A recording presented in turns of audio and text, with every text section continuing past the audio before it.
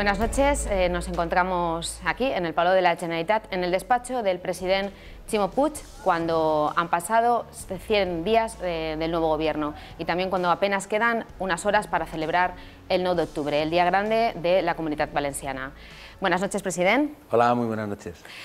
Presidente, son muchísimos los temas que queremos hablar con usted, aunque el tiempo es limitado. Queremos hablar de financiación, nos gustaría hablar de temas sociales, de educación, de sanidad, de muchos asuntos que preocupan a los valencianos y preocupan a las valencianas. Pero también nos gustaría, aunque sea brevemente, acercarnos a lo que es la persona que está detrás del cargo de presidente de la Generalitat. Son 100 días, pero bueno, me imagino que han sido 100 días muy fuertes, importantes en su vida. Hace 20 años que ustedes, los socialistas, salieron de este palau y hace pues 3 meses que han vuelto.